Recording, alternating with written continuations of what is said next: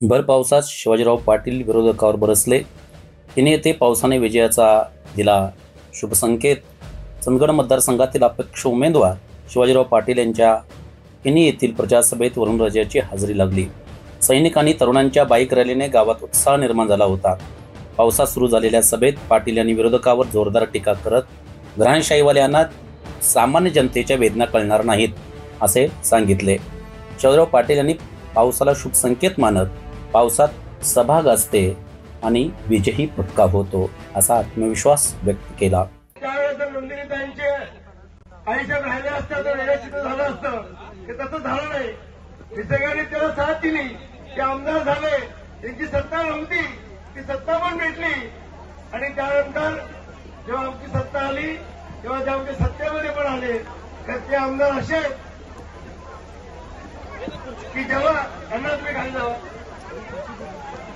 की जेव्हा 2.5 वर्षाचा आम्ही काळ काढला, हा गावात काळ होता.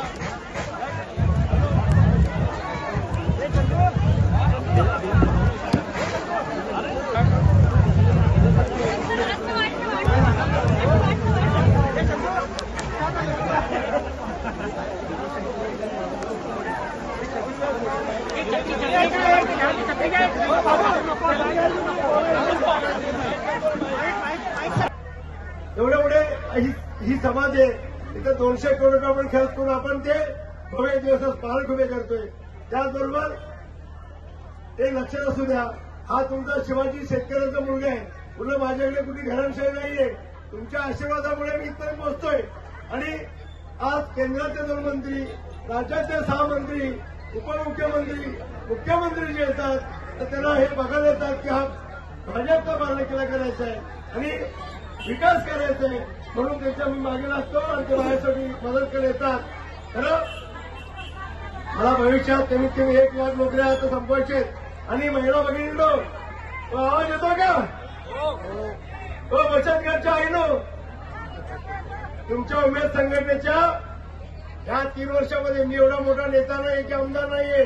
खरं तरी सुद्धा तुमच्या अडचणी समजून घेऊन मी आचारसंहिता लागल्यानंतर इलेक्शन सोडून तुमच्यासाठी 7 तास गेली महाजन साहेबांची भेट करून आणली का हो?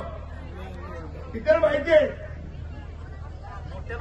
अरे 7 तास रातभर प्रवास केला, 7 तास बसलो आणि देवेंद्र फडणवीस साहेबांनी मध्यस्थी केली. तुमचे निर्णय झाले जमा होते. फक्त त्याच्या 2 कॅबिनेट होते. आपल्या एका मंत्री अजित पवार साहेबांच्या सचिवांनी सही नाही केली आणि राहिला. मुख्यमंत्री साहेबांनी सांगितलं करून द्यायचंच आहे. आणि आता तुमचा हे मार्ग हे कमीत कमी जानेवारीमध्ये पहिल्या अधिवेशनात तुमचा हा मार्ग मी सोडून देईन. आणि तुम्ही जर माझ्यासाठी 7 दिवस मेहनत केलात तर आमदारच्या भूमिकेत राहून पहिला निर्णय तुमचा होईल. आणि एक सांगतो, या सभेला मोठ्या संख्येने सैनिक आणि तरुणांनी हजेरी लावली आणि माजी राज्यमंत्री भरमोहन पाटील यांनी शिवाजीराव पाटील यांना बहुमताने निवडून आणण्याचे आवाहन केले. MM मराठी, रवी पाटील, चंदगड.